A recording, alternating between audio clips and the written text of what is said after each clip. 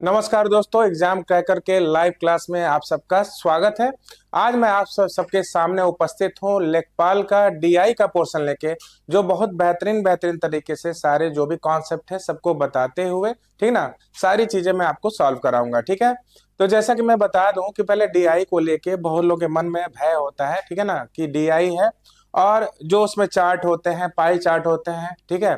तो जो तालिका देखते हैं ना, देखते ही कई लोग के मन में भय वाली स्थिति आ जाती है कि "अरे भाई, डीआई है, छोड़ो इसको, हटाओ"। कई लोग क्या करते हैं, डीआई अगर दिखा तो पांचों को पांचों क्वेश्चन क्या करते हैं, छोड़ देते हैं। ठीक है, तो उस भय को आज मैं दूर करूंगा, ठीक है, और सारी चीजों को खूब बढ़िया से समझाते चलूंगा।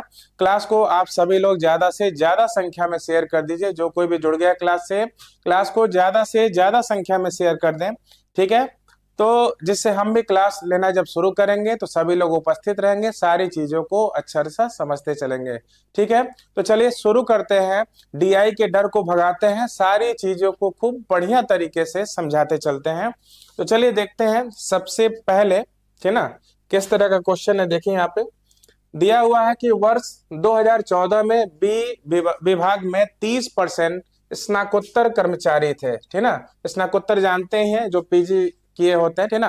तो पीजी किए हुए यानी पोस्ट ग्रेजुएशन जिनका है वो 30% कर्मचारी हैं।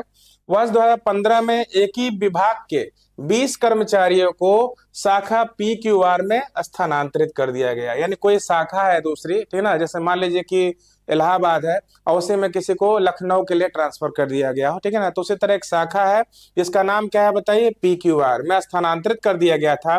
यदि वर्ष 2015 में विभाग बी में स्नातकोत्तर कर्मचारियों का प्रतिशत समान था, इसका मतलब समझिएगा कि यदि वर्ष 2015 में 2014 में बी विभाग में कितने स्नातकोत्तर थे, 30% कर्मचारी थे। कितने थे, 30%, ठीक है।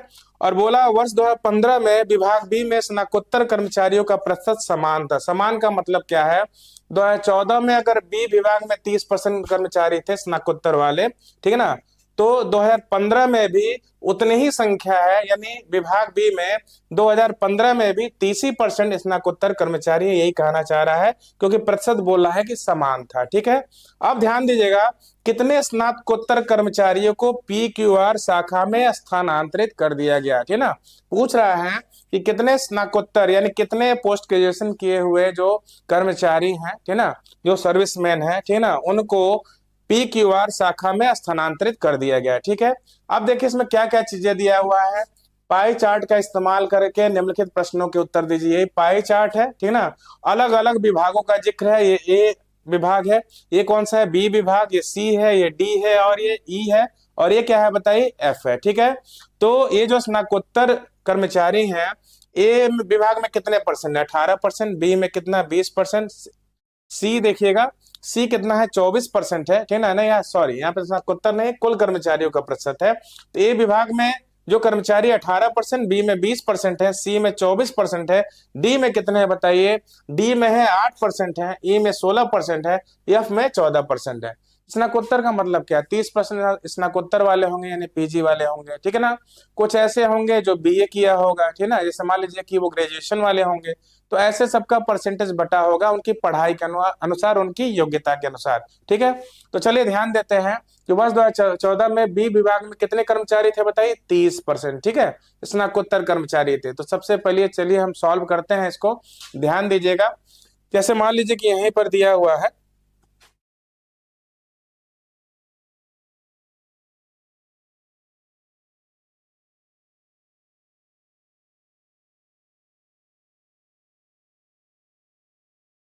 देखिए यहाँ पे जैसे दिया है यहाँ पे कि वर्ष 2014 में बी विभाग में 30% स्नातकोत्तर कर्मचारी थे। तो सबसे पहले ध्यान दीजिए, कर्मचारियों की कुल संख्या 550 है। कितनी है बताइए, 550 है।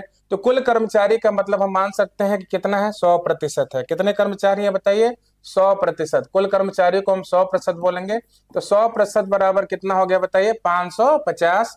तो एक जीरो से एक जीरो काट देंगे, ठीक ना। तो ये बताइए 10% बराबर 55, तो 1% बराबर कितना होगा, ये 55 में 10 से भाग चला जाएगा, कितना हो जाएगा बताइए, 5.5। यानी 1% का मतलब कितना हो गया बताइए, 5.5 हो गया। ठीक है, और कितने स्नातकोत्तर कर्मचारी थे, टोटल थे 30%। तो 1% का मतलब अगर 5.5, तो 30% का मतलब कितना हो जाएगा, देखिए 30 गुणे हम क्या कर देंगे, 30 गुणे करेंगे 5.5, ठीक है। तो चलिए ध्यान देते हैं। तो एक मिनट, अभी तो पहले कुल कर्मचारी निकालना होगा, ठीक है, तब उसका से उसका 30% निकालेंगे, ठीक है। पहले तो कुल कर्मचारी निकाल लेते हैं। किस विभाग की बात हो रही है, बी विभाग की बात हो रही है ना। तो चलिए, तो बी विभाग में कितने कर्मचारी हैं बताइए, 20% है, ठीक है। कितने कर्मचारी हैं बताइए, 20% कर्मचारी हैं, तो 1% का मान 5.5 है, तो 20% का हो जाएगा 20 गुणे 5.5। 55 दूनी आप जानते हैं 110 होता है, ठीक है, और एक जीरो भी है, एक अंक बाद दशमलव, यानी 110%, ठीक है। तो अगर पूछा जाए कि बी विभाग में कुल कितने कर्मचारी हैं, तो कितने हो जाएंगे बताइए, 110। कितने हो जाएंगे बताइए, बी विभाग में कुल कर्मचारी हैं 110, और उनमें से जो पोस्ट ग्रेजुएट वाले कितने हैं, 30% हैं। तो हम क्या करेंगे, यानी कि पीजी किए हुए जो कर्मचारी हैं वर्तमान में, यानी किस सन की बात हो रही है, 2014 में, 110 के कितने परसेंट है, 110 के हैं 30%। कितने बताइए, 110 के हैं 30%, ठीक है। तो कितने हो गया बताइए, 33 हो गया। कितना हो गया बताइए, 33, ठीक है। अब ध्यान दीजिए, ये किस वर्ष का है बताइए, ये है वर्ष 2014 की जनसंख्या है, ठीक ना, जो पोस्ट ग्रेजुएट कर्मचारी हैं, ठीक ना, यानी कि जो स्नातकोत्तर कर्मचारी हैं 2014 में कितने थे बताइए, 33 थे। फिर बोला क्या है कि 2015 में एक ही विभाग के 20 कर्मचारियों को शाखा पीक्यूआर में स्थानांतरित कर दिया गया। तो ये बताइए कि बी में पहले कितने थे कर्मचारी, 110 थे, ठीक है। अब ध्यान दीजिए, जब 20 लोग चले गए तो 110 में से अगर 20 लोग चले गए तो कर्मचारी हो गए 90, कर्मचारी हो गए 90। तो कर्मचारी तो 90 हो गए, लेकिन साफ साफ बोला है कि अभी भी विभाग बी में जो स्नातकोत्तर कर्मचारियों का प्रतिशत है समान है। समान का मतलब एकदम सन 2014 की तरह है।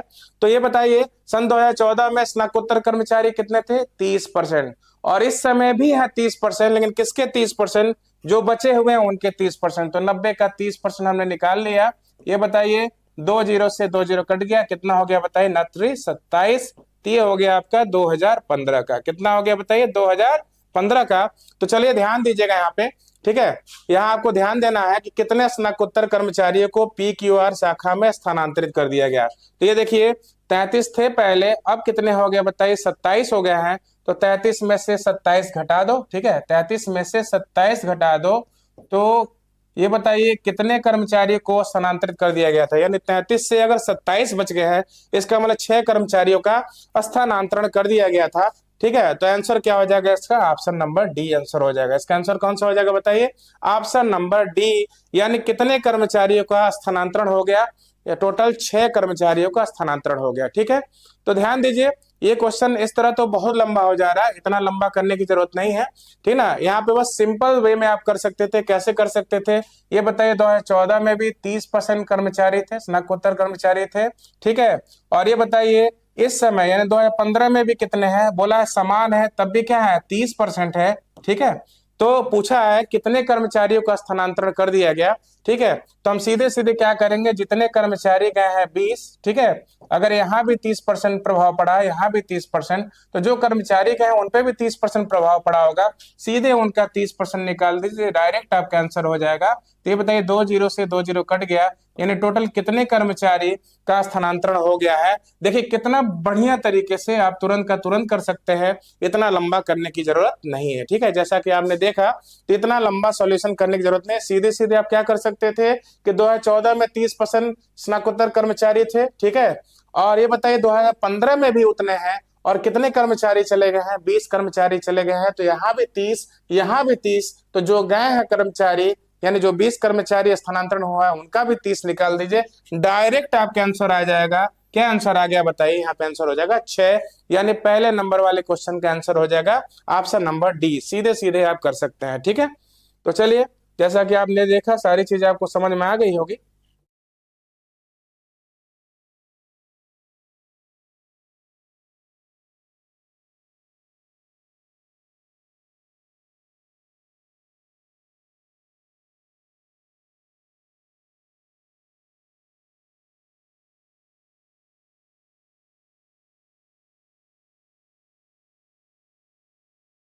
चलिए, अब आ जाते हैं अगले पे, अगले क्वेश्चन पे।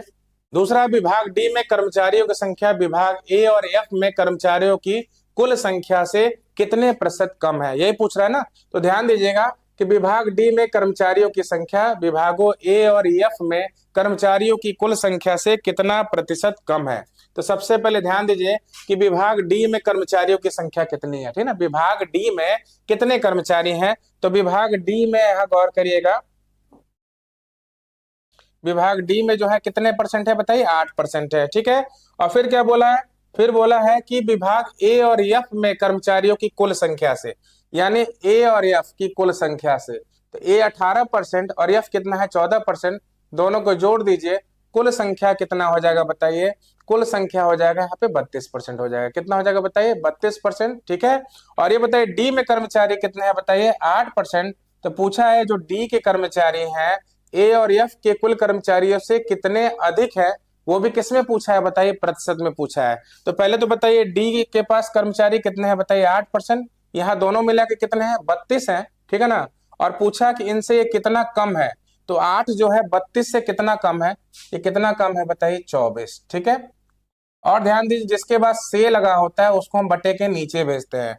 तो किससे कम है, ध्यान दीजिएगा, ए और एफ की कुल जनसंख्या से, यानी तुलना हमको ए और एफ की टोटल जनसंख्या से करनी है। तो यहाँ पर 32 क्या हो जाएगा बताइए, 32 नीचे चला जाएगा और प्रतिशत में बदलने के लिए 100 से गुणा कर दीजिए, तुरंत आपके आंसर आ जाएगा। हालांकि ये दोनों परसेंटेज में है, लेकिन परसेंटेज से परसेंटेज कट जाएगा तो परसेंटेज दिखाने की जरूरत नहीं है। तो देखिए यहाँ पे 8 तरीके 24, यहाँ हो जाएगा 8 चौको 32, 4 से हम 100 को काट लेंगे, एकदम आसानी से काटेंगे। देखिए 4 से हमने 100 को काटा, कितना हुआ बताइए, 25, और 25 तो यहाँ हो गया 75%, ठीक है। यानी आंसर कौन सा हो जाएगा आपका, ऑप्शन नंबर सी। आंसर कौन सा हो जाएगा बताइए, ऑप्शन नंबर सी। पूछा विभाग डी में कर्मचारियों की संख्या विभागों ए और एफ में कर्मचारियों की कुल संख्या से कितने प्रतिशत कम है, तो कितने प्रतिशत कम है आपने देखा, इसका आंसर है 75%। क्या आंसर है बताइए, 75%। चलिए अब बढ़ते हैं अगले क्वेश्चन की तरफ। अगला क्वेश्चन क्या है देखिए, विभाग सी में महिला कर्मचारियों और पुरुष कर्मचारियों की संख्या के बीच अनुपात 5:6 था, ठीक है। विभाग सी में अविवाहित पुरुषों और अविवाहित महिलाओं की समान संख्या थी, ठीक है। यदि विवाहित महिलाओं और विवाहित पुरुषों के बीच अनुपात कितना है, 4:5 था, तो अविवाहित महिलाओं की संख्या क्या है, ये बोल रहा है ना, अविवाहित महिलाओं की संख्या क्या है। तो चलिए ध्यान देते हैं इसके बारे में। सबसे पहले बोला विभाग सी में महिला कर्मचारियों और पुरुष कर्मचारियों की संख्या के बीच अनुपात कितना है, 5:6 था। किस विभाग में था बताइए, विभाग सी में था, ठीक है। और विभाग सी में अविवाहित पुरुष और अविवाहित महिलाओं की संख्या भी समान थी, यानी जितने अविवाहित पुरुष है उतने ही अविवाहित महिलाएं हैं, ठीक है। तो उनकी संख्या क्या है बताइए, समान है। और यदि विवाहित महिलाओं और विवाहित पुरुषों के बीच अनुपात 4:5 था, तो अविवाहित महिलाओं की संख्या क्या है, यही पूछना चाह रहा है कि अविवाहित महिलाओं की संख्या क्या है। तो सबसे पहले हम क्या करेंगे कि विभाग सी, ठीक ना, विभाग सी के बारे में निकाल लेते हैं पहले कि विभाग सी में टोटल कितने कर्मचारी थे, ठीक है। विभाग सी में टोटल कर्मचारी कितने हैं वो निकाल लेते हैं। तो ये बताइए, अभी हमने आपको थोड़ी देर पहले बताया था कि ये बताइए कि कुल कर्मचारी 550 है, ठीक ना। तो 100 का मान देखिए, कुल कर्मचारी का मतलब क्या है, यानी 100% कर्मचारी कितने हैं बताइए, 550 है, ठीक है। तो ये बताइए 1% का मान कितना हो जाएगा, हम 550 में 100 से भाग देंगे, कितना हो जाएगा बताइए, 5.5, ठीक है। अब ध्यान दीजिए कि सी में कितने टोटल कर्मचारी हैं, तो ये बताइए 1% का मान 5.5, तो 24 का मान कितना हो जाएगा, 24 का हो जाएगा 24 गुणे 5.5, ठीक है। अब टोटल संख्या हम निकालते हैं, ध्यान दीजिएगा। तो ये बताइए टोटल संख्या निकालेंगे तो 24 का 5 गुना कितना होगा, 120 हो जाएगा, ठीक है ना। और 0.5 मतलब 24 का आधा, तो 24 का आधा कितना हो जाएगा बताइए, 12। तो 120 और 12 गुणा करने पे कितना आ जाएगा, टोटल हो जाएगा 132। कितना हो जाएगा बताइए, 132। यानी विभाग सी में टोटल कर्मचारी कितने हैं, 132, ठीक है। यानी कि महिला कर्मचारी और पुरुष कर्मचारी, यानी कि वोमेन और, है ना, पुरुष कर्मचारी दोनों मिलाकर कुल संख्या कितनी है बताइए, 132 है। कितनी है बताइए, 132 है, ठीक है। उसका से ध्यान दीजिए, यहाँ जो महिलाएं हैं कितना हिस्सा है बताइए, 5 हिस्सा है, ठीक है। और जो पुरुष है वो कितने हैं, 6 हिस्सा है, ठीक है ना। अब ध्यान दीजिए यहाँ पे कि 5 और 6 कितना हो गया बताइए 11, 11 बराबर कितना हो गया बताइए 132। 11 से हम 132 को काटते हैं तो 11 कम 11, 11 दूनी 22, यानी 11, यानी एक हिस्सा बराबर कितने के आया 12 के, एक हिस्सा बराबर कितने के आया 12 के। और अनुपात कितना है बताइए, अनुपात है 5:6, ठीक है। तो बताइए अगर एक का मान 12 है तो 5 का मान क्या हो जाएगा 5 × 12, 5 × 12 कितना हो गया बताइए 60, 5 × 12 कितना हो गया 60। और ये बताइए 6 हिस्सा है तो ये हो जाएगा 6 × 12, तो 6 × 12 बराबर कितना हो जाएगा बताइए 72, कितना हो जाएगा बताइए 72, ठीक है। और ध्यान दीजिए महिलाओं में और पुरुषों में से, ठीक ना, 60 महिलाएं हैं, इसमें से अविवाहित महिलाएं निकाल दीजिए तो विवाहित महिलाएं बचेंगी, ठीक है। और 72 पुरुष है, इसमें से भी क्या करना है हमको विवाहित पुरुषों को निकाल देना है, क्योंकि जितने भी अविवाहित, ध्यान दीजिएगा, अविवाहित महिलाएं जितनी हैं अविवाहित पुरुष भी उतने हैं, तो दोनों की संख्या x हमने ले लिया। और बाद में अनुपात कितना बचा बताइए, अनुपात बचा 4:5, यानी कि इन दोनों को निकालने के बाद से विवाहित पुरुषों का अनुपात कितना हो गया 4:5, यानी सीधे हम 4/5 बोल सकते हैं।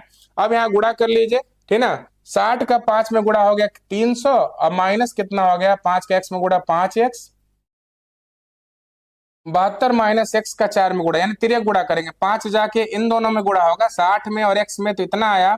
अब 72 माइनस x के गुणा 4 में करेंगे तो 4 दूनी 8, 4 सत्ते 28, यानी 288 हो गया। और x में 4 का गुणा कर दीजिए -4x, ठीक है। और 288 जाके, ध्यान दीजिएगा, 288 जाके 300 में से माइनस हो जाएगा तो कितना हो जाएगा बताइए, हो जाएगा 12, ठीक है। और ये बताइए -5x इधर आएगा तो +5x, 5x में से 4x गया, कितना हो गया बताइए x, यानी कि पूछा है, यहाँ क्या पूछा था बताइए, यहाँ पर पूछा है कि अविवाहित महिलाओं की संख्या क्या है, तो अविवाहित महिलाओं की संख्या कितनी है बताइए 12, और अविवाहित पुरुष बोलता तो वो भी होता है 12, क्यों, क्योंकि साफ साफ बोला है कि जितने अविवाहित पुरुष है अविवाहित महिलाएं भी उतनी हैं। तो इसका आंसर क्या हो जाएगा बताइए, इसका आंसर हो जाएगा आपका ऑप्शन नंबर डी। इसका आंसर क्या हो जाएगा बताइए, ऑप्शन नंबर डी, यानी अविवाहित महिलाओं की संख्या क्या है, तो जो महिलाएं अविवाहित हैं उनकी संख्या कितनी है बताइए 12 है, कितनी है 12, ठीक है। चलिए अब बढ़ते हैं अगले क्वेश्चन की तरफ, ध्यान दीजिएगा।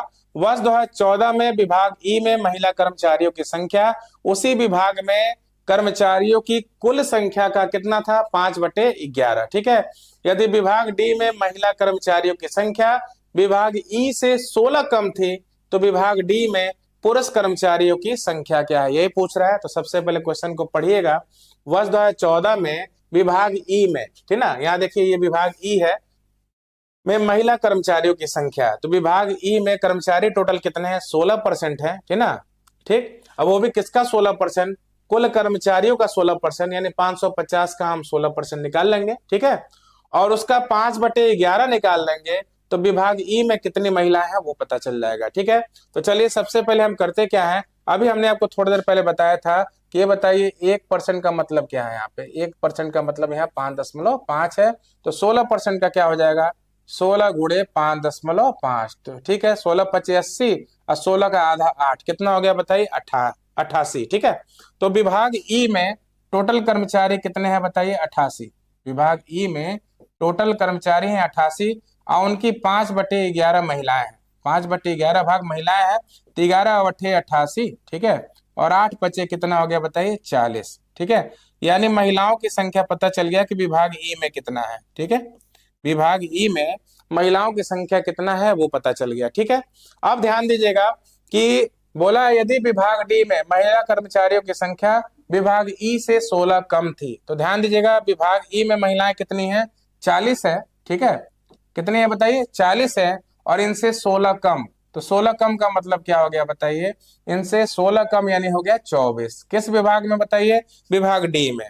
तो विभाग डी की अगर बात करें तो विभाग डी में जो महिलाएं हैं, ठीक ना, विभाग ई की महिलाओं से, यानी 40 जो महिलाएं हैं उनसे कितना कम है बताइए 16 कम है, तो 40 में से 16 कम किया कितना हो गया बताइए 24 हो गया।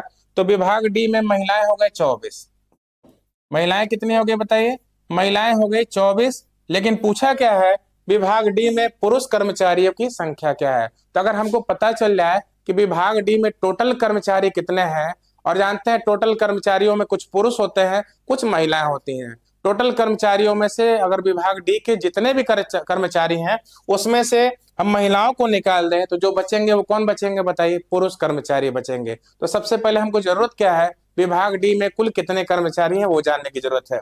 तो बताइए विभाग डी में अभी हमने बताया 1% का मान 5.5, तो 8% में 5.5 से गुणा कर दीजिए। तो गुणा करेंगे तो 8×5=40 और फिर 8 का आधा कितना हुआ? 44। ठीक है, तो ध्यान दीजिए कि विभाग डी में पुरुष कर्मचारी कितने हो जाएंगे बताइए? 44। अब विभाग डी के पुरुष कर्मचारियों में से महिला कर्मचारी यानी जो 24 महिला कर्मचारी हैं उनको हम निकाल दें, ठीक है ना। तो सॉरी, यहाँ पे विभाग डी के टोटल कर्मचारी कितने बताइए? 44 हैं। और 44 में से महिलाएं कितनी हैं? 24 हैं। अगर निकाल दे तो कितना बचेगा बताइए? 20 बचेगा।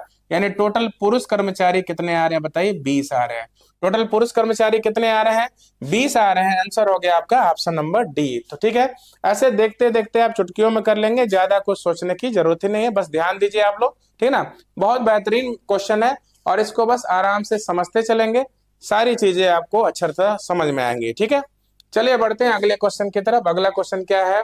सी, ई और एफ विभागों में कर्मचारियों की औसत संख्या क्या है? पूछा क्या है? सी, ई और एफ विभागों में कर्मचारियों की औसत संख्या बताइए। तो हम क्या करते हैं कि सी, ई और एफ हम परसेंटेज का ही औसत निकाल लेते हैं, ठीक है ना। तो सी है, ई है और क्या है बताइए? एफ है। परसेंटेज का ही औसत निकाल लेते हैं। तो ये बताइए सी में कितने हैं? 24, ठीक है। ई में कितने हैं बताइए? 16 और एफ में कितने हैं बताइए? 14। तो बताइए 24 और 16 कितना हो गया? 40। और 40 में 14 जोड़ लीजिए, कितना हो गया बताइए? 40 में 14 जोड़ेंगे तो 54% हो गया, ठीक है। लेकिन हमको औसत निकालना है, तो औसत बराबर क्या होता है? ध्यान दीजिएगा, औसत बराबर होता है पदों का योग। तो योग तो हो गया, योग कितना है बताइए? 54%। अब बटे पदों की संख्या, तो कितने विभाग हैं बताइए? 1 2 3, या विभागों की संख्या से भाग दे दो, तो 3 से 54 में भाग दीजिए, कितना हो गया बताइए? 18%। कितना हो गया बताइए? 18%, ठीक है। यानी कि सी, ई और एफ का, ध्यान दीजिएगा, सी, ई और एफ का जो औसत संख्या है कर्मचारियों का परसेंटेज में कितना है? परसेंटेज में है 18%, ठीक है ना। लेकिन हमको परसेंटेज में नहीं निकालना है, हमको संख्या निकालनी है। तो संख्या कैसे निकलेगा? अभी हमने बताया था कि अगर कुल कर्मचारी 100% बराबर 550 है तो 1% बराबर कितना होगा? 5.5। तो बताइए अगर 1 का मान 5.5 तो 18 का मान क्या हो जाएगा? 18 गुणे 5.5, ठीक है। ये बताइए 18 पचे कितना हो गया? 90। 18 पचे कितना हो गया बताइए? 90। और 0.5 में गुणा करेंगे तो 18 का आधा हो जाएगा 9। 90 और 9 कितना हो जाएगा बताइए? 99। यानी आंसर कौन सा हो जाएगा बताइए? आपका ऑप्शन नंबर डी। आंसर क्या हो जाएगा बताइए? Option number D. तो हमने क्या किया, आपने देखा होगा, हमने किया कुछ नहीं, सी, ई और एफ का यहीं से औसत जो संख्या है कुल कर्मचारियों का उसको हमने प्रतिशत में निकाल दिया। यानी कुल औसत प्रतिशत जो है, यानी कि कर्मचारियों का कुल औसत प्रतिशत कितना है? 18%। लेकिन हमको औसत प्रतिशत नहीं बताना है, हमको औसत संख्या बतानी है। तो इस प्रतिशत को संख्या में बदलने की जरूरत है। तो ये बताइए 1% का मान कितना है? 5.5। तो 18% का कितना हो जाएगा? 18 गुणे 5.5 कर दीजिए, आंसर कितना आ जाएगा? 99। बहुत बेहतर तरीके से सारी चीजों को समझते चलिएगा, सारे क्वेश्चन बहुत ही लाजवाब है, ठीक है ना। और एग्जाम के पॉइंट ऑफ व्यू से बहुत ही बेहतरीन क्वेश्चन है, ठीक है। तो चलिए अब बढ़ते हैं अगले क्वेश्चन की तरफ। चलिए अगला क्वेश्चन देखा जाए। तो वो पाई चार्ट पे 5 क्वेश्चन तो हो गए, पाई चार्ट पे 5 क्वेश्चन हो गए, ठीक है। अब यहाँ देखिए एक तालिका बना हुआ है, उस पर क्वेश्चन करना है। इन सारे क्वेश्चन को आप देखते चलिएगा। अब देखिए यहाँ पर क्या दिया हुआ है, गौर करिएगा सभी लोग। यहाँ पे देखिए सभी 5 दिनों को मिलाकर पद ए और ई के लिए प्राप्त कुल आवेदनों के मध्य क्या अंतर है, ये बोला है, सभी 5 दिनों को मिलाकर, ठीक है।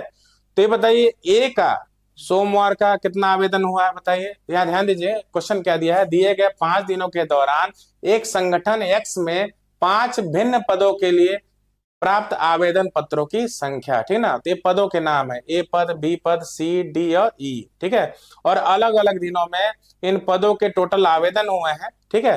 तो पहला हमने इस क्वेश्चन में किसके किसके लिए देखना है आवेदन? ए के लिए और ई के लिए। यानी कि सभी 5 दिनों का ए का टोटल आवेदन निकाल लेना है, यानी जोड़ लेना है। और ई का भी टोटल आवेदन हमको जोड़ लेना है और फिर उसका से क्या निकाल देना, अंतर निकाल देना है, यही पूछ रहा है। तो चलिए हम सबसे पहले क्या करते हैं कि सभी 5 दिनों को मिलाकर ए का टोटल आवेदन, तो पहले ए का जोड़ लेते हैं, ठीक है।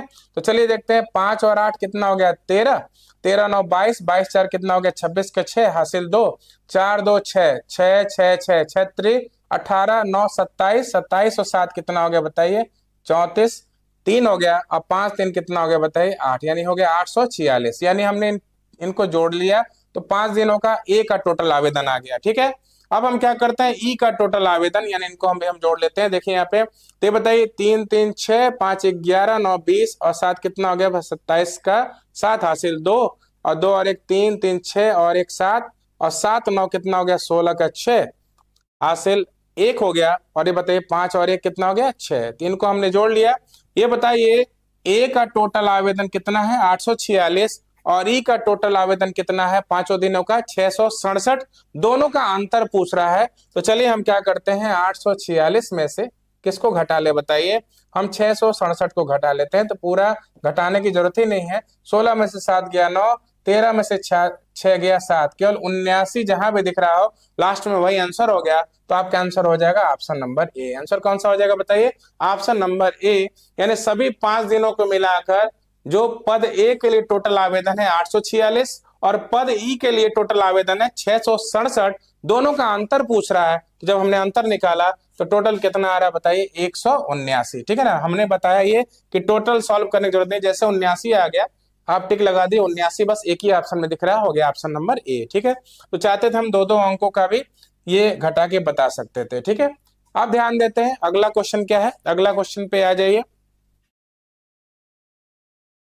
देखिए यहाँ पे, पद बी के लिए सोमवार एवं मंगलवार को मिलाकर प्राप्त आवेदनों की संख्या एवं पद ई के लिए सोमवार और शुक्रवार को मिलाकर प्राप्त आवेदनों की संख्या के मध्य क्रमशः क्या अनुपात है। तो अनुपात कैसे निकलता है, वैसे जनरली हम आपको समझा देते हैं। अभी पूछा जाए कि 40 और 55 के मध्य क्या अनुपात है, 40 और 55 के मध्य क्या अनुपात है, तो हम क्या करेंगे, 40 को ऊपर रखेंगे और 55 को नीचे रखेंगे, बस काट लेंगे। देखिए 5 बट्ठे 40, अब 5 एकम 5, 5 एकम 5, ठीक है। तो जिन दो संख्याओं का अनुपात पूछा जाए, एक संख्या जो पहली संख्या उसको ऊपर रखना है, दूसरे वाले को नीचे रखना है, बस सॉल्व कर लेना है। तो ये बताइए यहाँ पे अनुपात कितना हो गया, अनुपात 8/11 है ना यहाँ पे, तो हो जाएगा, इसको लिखेंगे 8:11। क्या लिखेंगे इसको, 8:11। तो चलिए, तो उसी तरह हम आपको समझाते चलते हैं, सारी चीजों को आप कायदे से देखिएगा। देखिए यहाँ पे, पद बी के लिए सोमवार और मंगलवार को मिलाकर प्राप्त आवेदनों की संख्या। तो किस पद के लिए ध्यान दीजिएगा, हमने बोला किस पद के लिए है, पद बी के लिए, ठीक है ना। तो पद बी के लिए कौन कौन से दिन का, ये पद बी के लिए सोमवार, सोमवार को आवेदन कितने हुआ बताइए, 160, ठीक है। और ध्यान दीजिए मंगलवार को कितना हुआ, मंगलवार को हुआ 145। तो ये इन दोनों दिनों सोमवार मंगलवार को मिलाकर प्राप्त आवेदन, ठीक ना, किस दिन के लिए, सोमवार के लिए। तो चलिए सोमवार के लिए, ठीक ना, तो सोमवार के लिए जो आवेदन हुआ है, ठीक है, कितना हुआ है बताइए, इन दोनों को जोड़ लीजिए। तो जोड़ते हैं 5, ठीक है, और 6 4 कितना हो गया, 10, 1 1 2 और 1 3, कितना हो गया, 305, ठीक है। अब ध्यान दीजिए ये किस पद के लिए था, ये पद बी के लिए था, ठीक है। अब आ जाइए किसके लिए, पद ई के लिए, किस पद के लिए, पद ई के लिए सोमवार और शुक्रवार। तो ध्यान दीजिए यहाँ पे, पद ई के लिए सोमवार और क्या है बताइए, शुक्रवार। तो सोमवार का 113 है और शुक्रवार का ध्यान दीजिएगा, शुक्रवार का 197 है, इन दोनों को जोड़ लेते हैं। तो चलिए, तो यहाँ पे ध्यान दीजिए, सोमवार और मंगलवार था ना यहाँ पे, एक मिनट, सोमवार और क्या है बताइए, मंगलवार है, सोमवार और मंगलवार यानी पद बी के लिए। और पद ई के लिए क्या है बताइए, सोमवार है और क्या है बताइए, शुक्रवार है, ठीक है। इन दोनों को जोड़ लीजिए, ठीक है। तो अब इनको जोड़ते हैं, तो 7 3 10 हासिल 1 हो गया, 9 1 10 और 1 कितना हो गया, 11 हासिल 1, और 1 1 2 और 1 3, कितना हो गया बताइए, 310। अब आ जाइए क्वेश्चन पे, बोला क्या था, पद बी के लिए सोमवार और मंगलवार मिलाकर टोटल आवेदन 305 है, ठीक है। अब ध्यान दीजिए पद ई के लिए सोमवार और शुक्रवार को मिलाकर टोटल आवेदन कितना है, 310 है। अब पूछा इनका अनुपात बताइए, तो हम क्या करेंगे, 305 ऊपर और 310 नीचे, बस काट देना, करना कुछ नहीं है। बस इसको आप क्या करिए, सॉल्व कर दीजिए काट के, ठीक है। तो देखिए 5 छक्के 30, 5 एकम 5, ठीक है।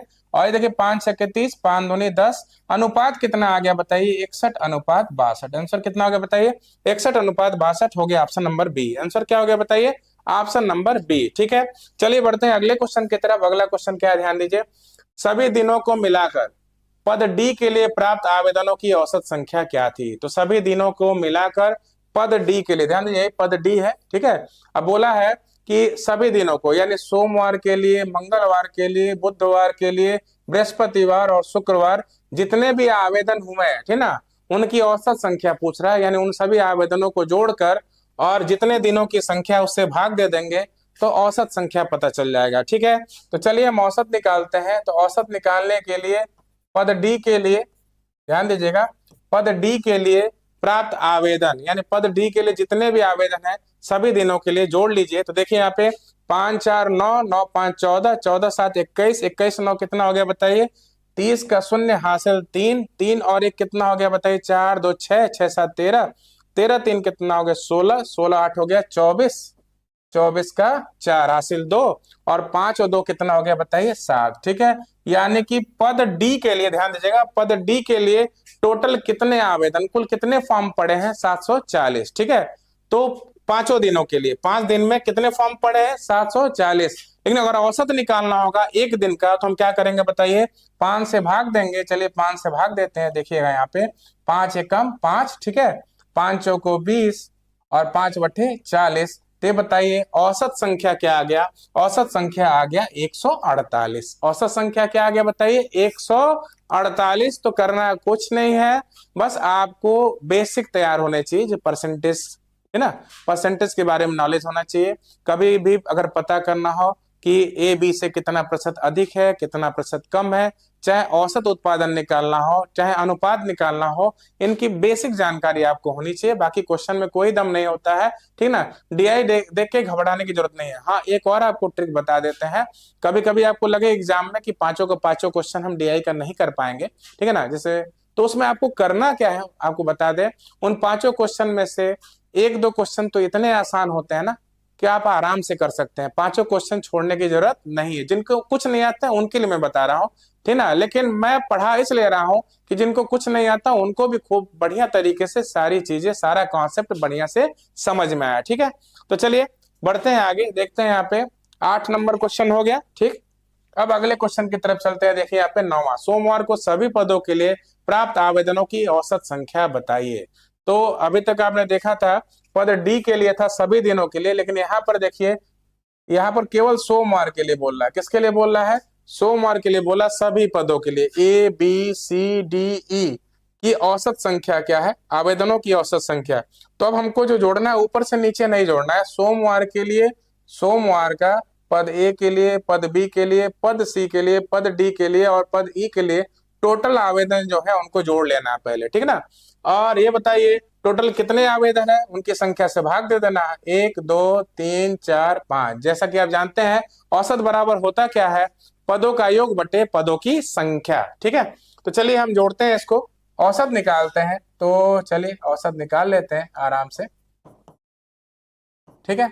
तो सबसे पहले ध्यान दीजिए यहाँ पे 5 3 8, 8 4 12, अब 12 3 कितना हो गया, 15 का 5 हासिल 1, 1 1 2 और 1 3, 6 9, 9 6 15, 15 4 19 का 9, ठीक है, हासिल 1, और ये 5 और 1 कितना हो गया बताइए, 6 हो गया, ठीक है। और कुल कितने दिनों का है बताइए, 5 दिनों का है। तो चलिए देखते हैं, 5 एकम 5, 5 3 15, 5 9 45, ठीक है। तो सोमवार को सभी पदों के लिए जो आवेदनों की औसत संख्या आई है वो कितना आया बताइए, 139 आया है। आंसर कौन सा हो जाएगा आपका, ऑप्शन नंबर डी। आंसर कौन सा हो जाएगा, ऑप्शन नंबर डी। चलिए बढ़ते हैं अगले क्वेश्चन की तरफ। 9वां नंबर क्वेश्चन हो गया। अब देखिए 10वां, सभी दिनों को मिलाकर किस पद के लिए सर्वाधिक आवेदन हुआ। तो इसमें ज्यादा सोचना नहीं है, बहुत लोग क्या करेंगे, सबको जोड़ने जाएंगे। ए का टोटल आवेदन अलग जोड़िए, बी का जोड़िए, सी का जोड़िए, डी का जोड़िए और ई का जोड़िए, ठीक है ना। और उसके ऐसे बताने चलेंगे तो बहुत करीबी होता है, तब करने की जरूरत पड़ जाती है। लेकिन आपको मैं तरीका बता दूं, देखिए यहाँ पे यहाँ सीधे दिख रहा है कि ए जो है, ठीक है ना, ए पद के लिए आप खुद देख सकते हैं एवरेज जो भी आवेदनों है ए के लिए देखिए, सोमवार को 145, मंगलवार को 168, बुधवार को 169, बृहस्पतिवार को 190, ठीक है, और शुक्रवार को 174, ठीक ना। तो ए पद के लिए प्रत्येक दिन आवेदन सबसे ज्यादा हुआ है, यानी आंसर कौन सा हो जाएगा, ऑप्शन नंबर ए। नहीं तो उस तरह सबको अलग अलग जोड़ के तब आंसर बताना पड़ेगा, ठीक है। चलिए बढ़ते हैं अगले क्वेश्चन की तरफ। अगला क्वेश्चन क्या है, आपके 10 क्वेश्चन हो गए कंप्लीट, बाकी और 10 क्वेश्चन बाकी हैं। उन सभी चीजों को समझते चलिए। अभी आपने देखा एक जो क्वेश्चन था वो पाई चार्ट से था, दूसरा आपने देखा है टेबल चार्ट से है, ठीक है। अब देखिए आगे का क्वेश्चन आप लोग देख सकते हैं किससे, ठीक है। तो देखिए यहाँ जो क्वेश्चन है आपका लीनियर ग्राफ से, किससे है बताइए, लीनियर, जिसको रेखीय ग्राफ बोलते हैं। क्या बोलते हैं बताइए, रेखीय ग्राफ बोलते हैं। इसको सॉल्व करने से पहले सारी चीजों को आप विधिवत तरीके से समझ लीजिए। चलिए देखते हैं। वर्ष 2005 में 5 अलग अलग महीनों में 2 शहरों, कौन कौन से 2 शहर है बताइए। यहाँ पे जो 2 शहर है, शहर ए है और कौन सा है बताइए, शहर बी है, ठीक है। 2 शहरों ए और बी में पर्यटकों की संख्या के बारे में डेटा दिया गया है, ठीक है।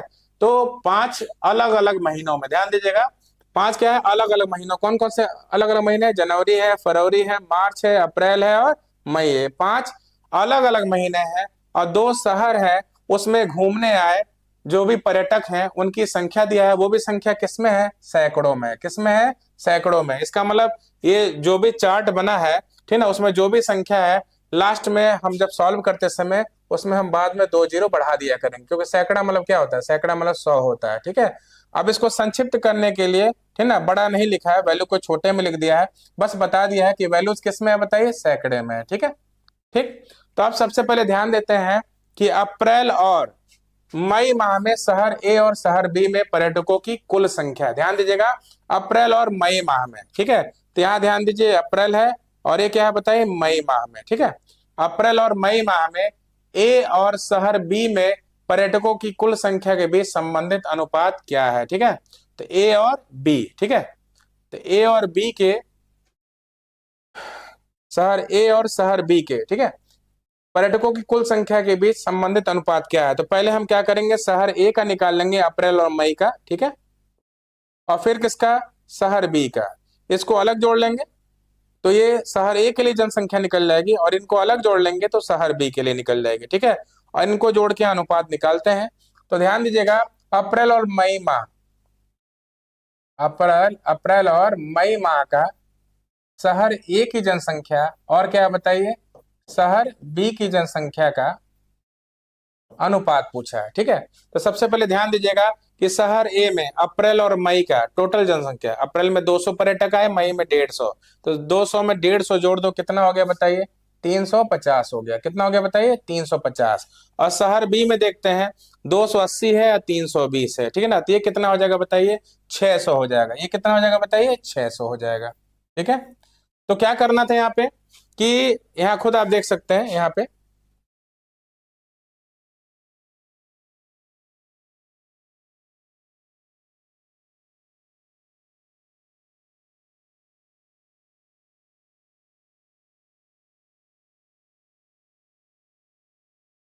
देखिए यहाँ पे, तो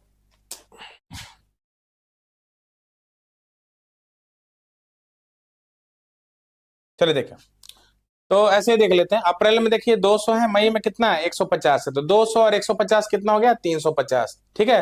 शहर बी में अप्रैल और मई का देखिए 280 है और 320 है, टोटल कितना आ जा रहा है बताइए, 600 आ जा रहा है। तो जीरो से जीरो काट लो, ठीक ना। यहाँ पे क्या करेंगे बताइए, जीरो से क्या करेंगे बताइए,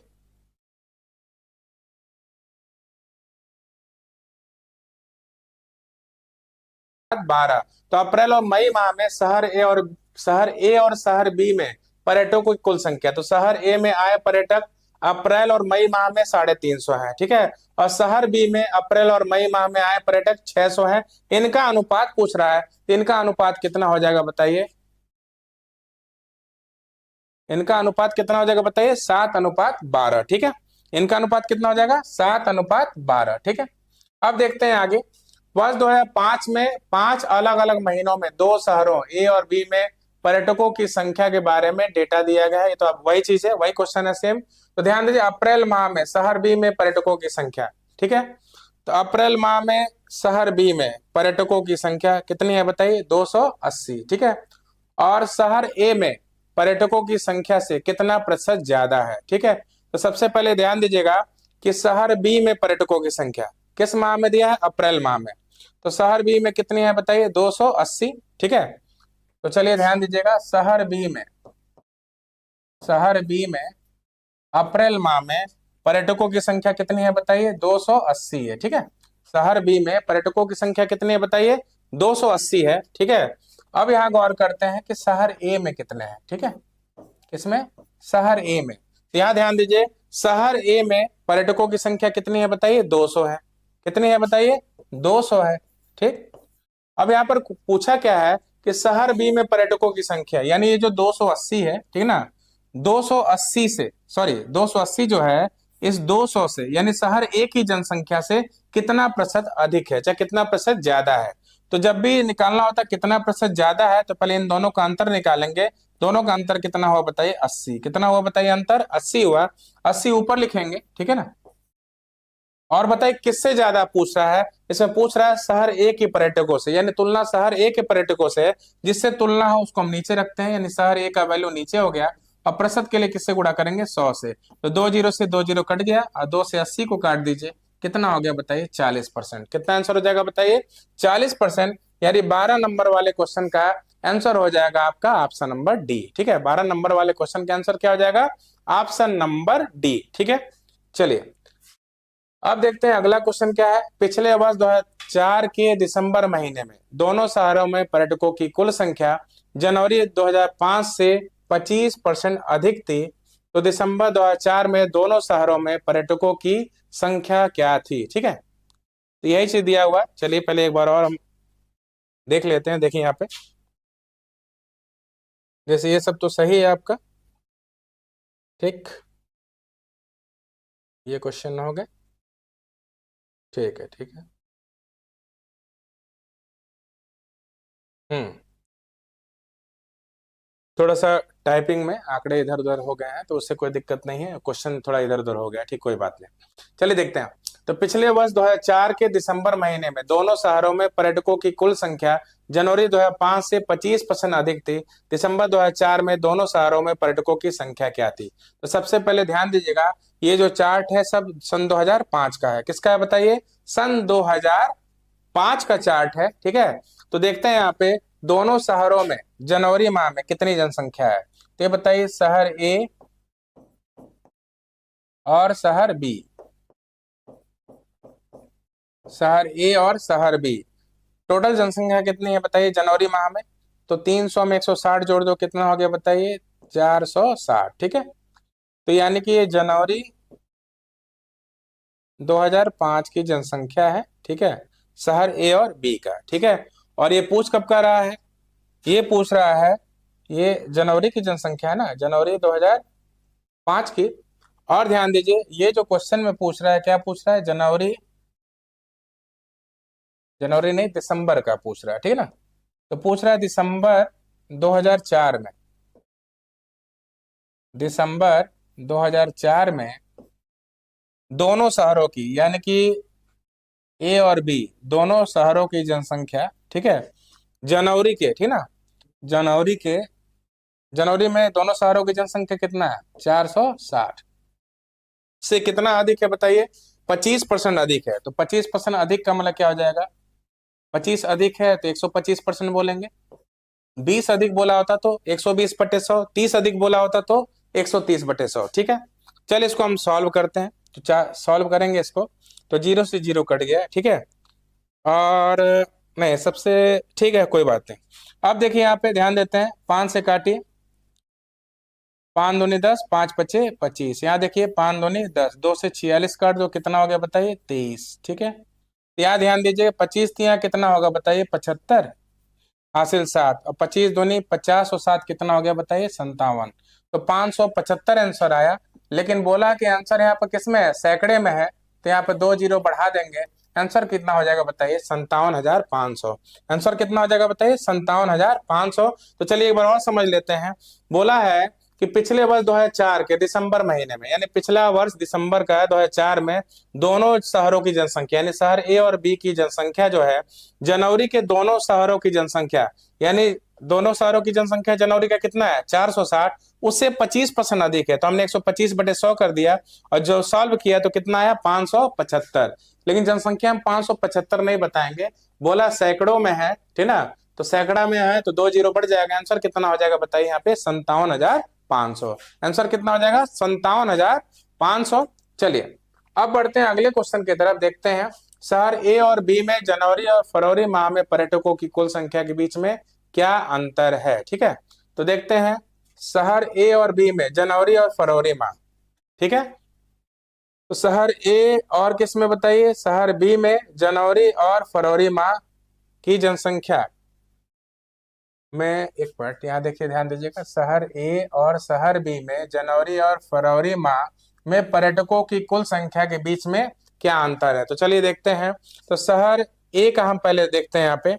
तो शहर ए का देखिए जनवरी का, शहर ए और बी का हम जनवरी का देखते हैं, टोटल संख्या 0 6 और यहाँ बताइए 3 और 1 कितना हो गया बताइए 4। और शहर ए और बी का फरवरी का 0 2 और 2 4, 3 और 1 4, ठीक है। तो यहाँ ध्यान दीजिएगा कि शहर ए और बी में जनवरी, तो शहर ए और बी में जनवरी की संख्या कितना है 460। और उसी ए और बी का फरवरी का भी पूछा है ना, तो फरवरी की जनसंख्या कितनी है 320, शहर ए का और शहर बी का 120, जोड़ा कितना हुआ 440। दोनों का अंतर निकालते हैं तो 20 होगा। लेकिन बोला है कि सारे वैल्यू सैकड़े में है तो 20 नहीं होगा, उसके आगे 2 जीरो बढ़ा लेंगे, ठीक है ना। तो अंतर कितना आ जाएगा बताइए 2000 आंसर आ जाएगा। आंसर कितना आ जाएगा बताइए 2000। क्यों 2 जीरो बढ़ा ले रहे हैं, क्योंकि साफ साफ बोला है कि ये जो उत्तर आएगा किस में आएगा सैकड़ों में आएगा, बस यहाँ पे चार्ट में 2 जीरो कम करके सारी वैल्यूज को लिखा गया है, ठीक ना। क्योंकि चार्ट बनाते समय कभी भी आंकड़े को संक्षिप्त रूप में लिखा जाता है। अभी लाखों करोड़ों में होगा, टन में होगा तो लगेंगे लाखों में लिखने तो क्या होगा खूब लंबा हो जाएगा।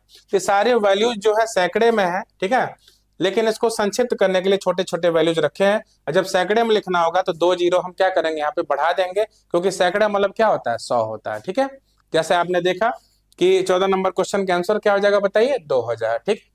अब आ जाइए अगले क्वेश्चन पे, फरवरी और मार्च माह में शहर ए में पर्यटकों की औसत संख्या क्या है। तो फरवरी और मार्च माह में शहर ए की, ठीक है। तो ध्यान दीजिए शहर ए की फरवरी और मार्च, तो फरवरी में कितना है बताइए 320 है पर्यटकों की संख्या, और मार्च में कितना है बताइए 220, ठीक है। और इनका औसत पूछा है, तो औसत कैसे निकलेगा कि फरवरी माह की जनसंख्या हम क्या करेंगे जोड़ लेंगे, और 2 महीने है ना तो 2 से भाग दे देंगे तो औसत संख्या आ जाएगा इन 2 महीनों का। तो 320 और 220 जोड़ लीजिए, 0 2 2 4 3 2 5 कितना हुआ 540। और 2 माह है ना, तो औसत हमको संख्या निकालनी है ना, तो 2 से हम 540 को काटते हैं 270 होगा। लेकिन साफ साफ बोला है कि आंसर किस में लिखना है सैकड़ों में, तो 270 हम आंसर नहीं देंगे, यहाँ पे क्या करेंगे 2 जीरो बढ़ा देंगे। आंसर कितना हो जाएगा बताइए 27,000। आंसर कितना हो जाएगा यहाँ पे 27,000। यानी 15 नंबर वाले क्वेश्चन का आंसर हो गया आपका ऑप्शन नंबर सी। आंसर क्या होगा बताइए ऑप्शन नंबर सी हो गया, ठीक है। अब चलिए बढ़ते हैं अगले क्वेश्चन की तरफ, ठीक है। आपके 5-5 क्वेश्चन हो गए, यानी यहाँ पे टोटल 4 क्वेश्चन थे, सब में 5-5 क्वेश्चन का ऑप्शन बना हुआ था, ठीक है। तो 3 तरह के क्वेश्चन हो गए हैं 5-5 के ऑप्शन वाला। अब अगला क्वेश्चन है चौथा नंबर, चलिए उसको देखते हैं। तो चलिए आ जाते हैं 16वें नंबर वाले क्वेश्चन पे। एक सप्ताह के विभिन्न दिनों को ली गई जांच परीक्षा में कक्षा के 5 विद्यार्थियों ए बी सी डी और ई के प्राप्तांक अधिकतम अंक कितने हैं बताइए 100, यानी 100 में से पाए हुए नंबर है इन विद्यार्थियों के, ठीक ना। और ये बताइए विद्यार्थियों का नाम क्या है, ए है बी है सी डी और क्या है बताइए ई है, ठीक है। और सप्ताह में जो जांच परीक्षा हुई थी उसी में इनका ये क्या हुआ है, ये प्राप्तांक इनको मिला है। तो सोमवार मंगलवार को इन सभी विद्यार्थियों का अलग अलग प्राप्तांक, बुधवार का जो है बृहस्पतिवार का अलग अलग प्राप्तांक है और शुक्रवार का है, ठीक है।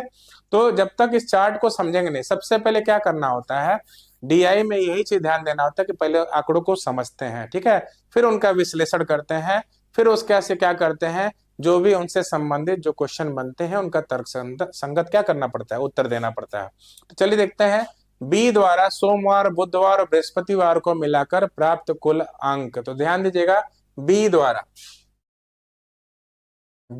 ध्यान दीजिएगा कि मंडे और क्या बुधवार यानी वेडनेसडे और बृहस्पतिवार यानी कि थर्सडे, ठीक है।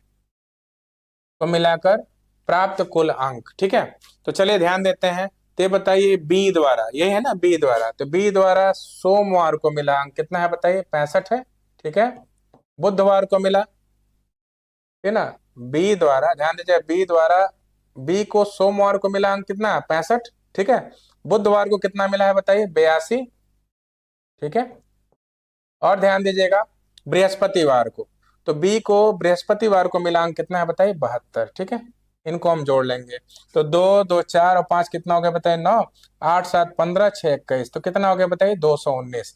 यानी कि ये बी द्वारा, बी छात्र है, ठीक है, अब उसको सोमवार को, बुधवार को और बताइए बृहस्पतिवार को टोटल मिले अंक कितने हैं, 219। ठीक है, अब ध्यान दीजिए ई द्वारा, ठीक है, अब ध्यान दीजिए ई द्वारा मंगलवार, बुधवार और शुक्रवार। ठीक है ना, तो किसके द्वारा, ध्यान दीजिएगा ई द्वारा, यहाँ पे हमने बी का निकाल लिया, बी का निकाल लिया।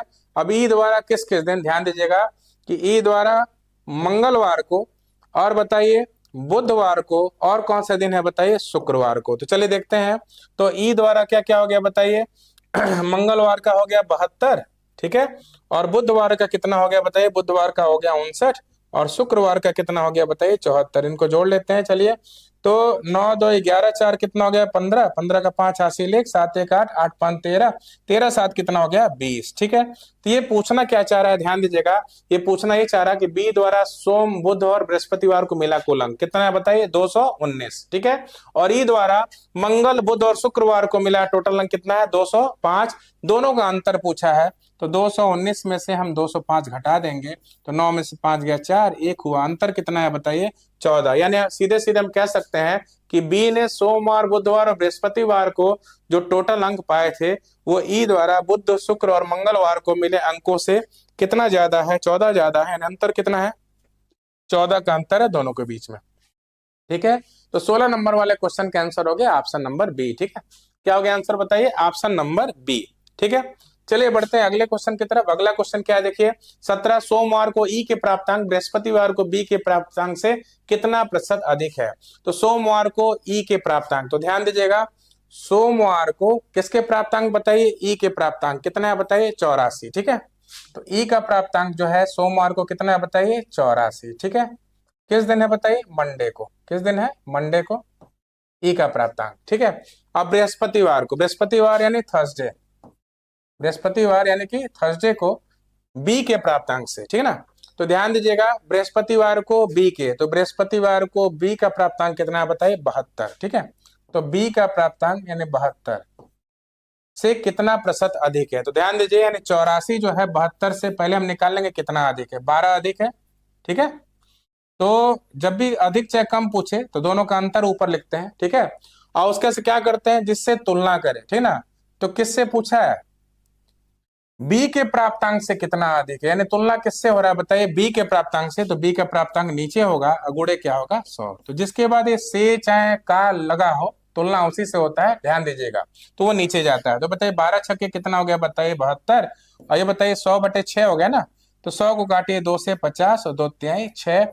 ठीक है, 50/3, 50/3 को हम क्या बोलते हैं, बोलते हैं 16 सही 2/3%। क्या बोलते हैं बताइए, 16 सही 2/3%। आंसर कौन सा हो जाएगा, ऑप्शन नंबर बी। आंसर क्या होगा बताइए, 16 सही 2/3%। ठीक है, यही आपका आंसर हुआ कौन सा नंबर क्वेश्चन का, 17 नंबर वाले क्वेश्चन का आंसर आपने देखा ऑप्शन नंबर बी। चलिए ऐसे ही बहुत ही बेहतरीन सेशन आगे भी मैं लेके चलूंगा, एक से एक क्वेश्चन कराए जाएंगे, लेकिन सारी चीजों को आप खूब बढ़िया तरीके से समझते चलिए। ठीक है, अब देखते हैं सभी दिनों को मिलाकर सी का औसत प्राप्तांक क्या है। तो सभी दिनों को मिलाकर, ठीक है ना, तो सभी दिन यानी कि सोमवार, मंगलवार, बुधवार, बृहस्पतिवार, शुक्रवार, यानी सभी दिन मतलब 7 दिन से मतलब नहीं है, यहाँ चार्ट में जो दिए गए सभी दिन है, 1 2 3 4 5, ये 5 दिन है। ठीक है, और सी का औसत प्राप्तांक बताइए, तो सी का औसत प्राप्तांक बताइए, तो ये बताइए सी का अगर औसत प्राप्तांक पूछा है तो सी ने जो 5 दिनों में जितने अंक पाया सबको जोड़कर, ठीक है, उन 5 दिनों से हम भाग दे देंगे तो पता चल जाएगा उसका औसत प्राप्तांक प्रत्येक दिन का कितना है। ठीक है, तो चलिए देखते हैं, तो सी का हम पहले औसत प्राप्तांक निकाले, उसके पहले सी के सभी वैल्यूज को जोड़ेंगे, तो देखिए 6 5 11, 11 2 13, 13 7 कितना हो गया बताइए, 20 का शून्य हासिल 2, 2 3 5, 5 7 12 7 19 6 25 और 7 25 7 कितना हो गया बताइए 32, 320 हो गया, ठीक ना। तो औसत का नियम क्या होता है? औसत का नियम होता है पदों का योग बटे पदों की संख्या। तो सी के, ये ध्यान दीजिएगा, सभी दिनों का जो प्राप्तांक है जोड़ने पे कितना है 320, और कितने दिनों का है 5 दिनों का है तो भाग दे देंगे तो औसत प्राप्तांक पता चल जाएगा। 5 छक के 30, 5 चौको 20, क्या आंसर आ गया बताइए 64। आंसर कितना आ गया बताइए 64। तो आपका आंसर हो जाएगा बताइए ऑप्शन नंबर डी। आंसर क्या हो जाएगा बताइए ऑप्शन नंबर डी। चलिए बढ़ते हैं अगले क्वेश्चन की तरफ। अगला क्वेश्चन क्या, ध्यान दीजिएगा, 18 नंबर क्वेश्चन तो हो गया। 19वां देखिए, मंगल और बुधवार दोनों को मिलाकर सी और डी के प्राप्तांकों के मध्य क्रमशः क्या अनुपात है? ठीक है ना। तो मंगलवार को और बुधवार को दोनों को मिलाकर, ठीक है, सी और डी के प्राप्तांकों के मध्य क्रमशः क्या अनुपात है? तो मंगलवार और बुधवार, ध्यान दीजिएगा, दोनों को मिलाकर सी और डी के, तो मंगलवार और बुधवार दोनों को मिलाकर, यानी मंगलवार और बुधवार दोनों को मिलाकर किसका बताइए सी का और किसका बताइए डी के प्राप्तांकों का अनुपात। तो चलिए सी का और मंगलवार और बुधवार मिला देते हैं तो कितना 5 और 7 7 कितना हो गया बताइए 14। ठीक है, हमने सी का मिला दिया, ठीक है, इसका मिला दिया सी का मिला दिया, मंगलवार और बुधवार का प्राप्तांक। ठीक है, अब ध्यान दीजिएगा डी का भी मिला देते हैं, डी का भी मिला दीजिए मंगलवार बुधवार। तो बताइए 4 1 5 5 6 11, तो 4 1 5 और 5 6 कितना हो गया बताइए 11। तो डी का भी मिला दिया है, इन दोनों का अनुपात पूछा है ना। तो यही बोल रहा था सी का मंगल और बुधवार का टोटल कितना हुआ 145, और डी का मंगलवार और बुधवार का टोटल कितना हुआ बताइए 115, और पूछ रहा है इनका अनुपात बताइए। तो बताइए 5 दूनी कितना होगा 10 और 5 नवा 45, ये बताइए 5 दूनी 10 5 3 15, क्या अनुपात हो गया? अनुपात हो गया 19:23। अनुपात कितना हुआ बताइए 19:23। आपका आंसर हो गया कौन सा बताइए ऑप्शन नंबर सी। आंसर कौन सा हो गया ऑप्शन नंबर सी। चलिए बढ़ते हैं अब अगले क्वेश्चन की तरफ, लास्ट क्वेश्चन आज का, ठीक है। और देखते ही देखते आज 20 के 20 क्वेश्चन हमने सॉल्व करा दिया। ऐसे ही पर डे का जो सेशन होगा बहुत ही महत्वपूर्ण होगा। आप सभी लोग क्लास से जुड़िए, क्लास को ज्यादा से ज्यादा शेयर करिए, और मैं कुछ दिन तक लगभग 1 वीक तक टोटल आपका ऐसे प्रैक्टिस सेट कराऊंगा। फिर उसके बाद से एक दिन क्या करेंगे पूरा लंबा क्लास आप कर लेंगे, तो सारे कॉन्सेप्ट जो होंगे आपके क्लियर होते चलेंगे। ठीक है, तो चलिए देखते हैं सभी दिनों को मिलाकर ई के कुल प्राप्तांक ए के कुल प्राप्तांक से कितना प्रतिशत अधिक है, ये बोला है ना। तो सभी दिनों को मिलाकर ई के कुल प्राप्तांक, ठीक है, तो ध्यान दीजिएगा ई के कुल प्राप्तांक। तो चलिए जोड़ लेते हैं, 4 2 6 9 15, 15 8 23 और 4 कितना हो गया बताइए 27 का 7 हासिल 2, 8 2 10 7 17 5 22, 22 से 28 और 7 कितना हो गया बताइए 28 7 हो गया आपका 35। ठीक है, ठीक है, तो देख लीजिए 4 2 6 9 15 8 23 4 27 10 7 17 5 22 6 28 7 35, 357 हो गया ई का। अब देखिए ए का, तो देखिए 9 4 13 9 22 5 27 और 7 कितना हो गया 34 का 4 हासिल 3 और 7 6 13 13 4 17 और 17 5 कितना हो गया 22 6 28 28 3 कितना हो गया बताइए 131। ठीक है, तो सभी दिनों को मिला के ई के कुल प्राप्तांक, ई का कुल प्राप्तांक कितना है बताइए 357, और किसके प्राप्तांक से बताइए ए के कुल प्राप्तांक से कितना प्रतिशत अधिक है। तो चलिए घटाते हैं, 7 में से 4 गया 3, 5 में से 1 गया कितना हो गया बताइए 4। ठीक है, तो जब भी अधिक कम पूछे तो अंतर को ऊपर रखते हैं, और ये बताइए किसके प्राप्तांक से तुलना हो रहा है, ए के प्राप्तांक से तुलना हो रहा है, तो ए का प्राप्तांक नीचे रहेगा। ए का प्राप्तांक कितना है बताइए 314, और प्रतिशत में निकालना है तो आंसर कितना हो जाएगा बताइए किससे गुणा करना पड़ेगा 100 से। ठीक है, तो अब इसको पूरा सॉल्व करेंगे तो कटेगा नहीं। और देखिए वैसे देख लेते हैं, कभी कभी क्या होता है कि लगभग में भी आंसर होता है, लेकिन यहाँ कटने वाले आंसर तो दिख नहीं रहे। तो यहाँ देखिए यहाँ पे 43 में 100 से गुणा कर दो 4300, और 314 से करते हैं यहाँ पे 314 एकम 314। ठीक है, तो ये बताइए जब सॉल्व करने जा रहे हैं तो शुरुआत 1 से हो रही है, 1 से शुरुआत कहीं पर भी नहीं है, यानी आपका आंसर क्या हो जाएगा बताइए ऑप्शन नंबर, सॉरी यहाँ पे आपका आंसर क्या हो जाएगा ऑप्शन नंबर डी हो जाएगा, ऑप्शन नंबर डी। तो आपने अच्छी तरह समझ लिया इसका आंसर ना तो 43 होगा ना 45 होगा ना ही 55 होगा। शुरुआत कहाँ से हुआ 1 से हुआ है, ठीक ना। तो सॉल्व करेंगे तो आपको पता चल जाएगा, लेकिन एग्जाम में इतना टाइम नहीं होता है कि आप पूरा विधिवत सॉल्व करके आंसर क्या है वो बताइए। आपको पता चल गया कि इसका आंसर होगा ऑप्शन नंबर डी, क्योंकि जब भाग दे रहे हैं तो शुरुआत 1 से हो रही है, इन किसी क्वेश्चन में 1 से शुरुआत नहीं है। ठीक है, तो आज हमने आपको डीआई के बेहतरीन 20 क्वेश्चन कराए, यानी क्वेश्चन तो 4 ही था लेकिन 5-5 का ऑप्शन बना के दिया था। और आपको क्लास कैसा लगा, लाइक करिए, इसको शेयर करिए और आप कमेंट के थ्रू जरूर बताइए कि आज का क्लास कैसा लगा, ठीक ना, जिससे आगे क्लास और बेहतर बन सके। और आज के वीडियो को ज्यादा से ज्यादा संख्या में आप लोग शेयर करिए, ठीक है। तो thank you very very much, और फिर मिलते हैं आपसे नेक्स्ट क्लास में।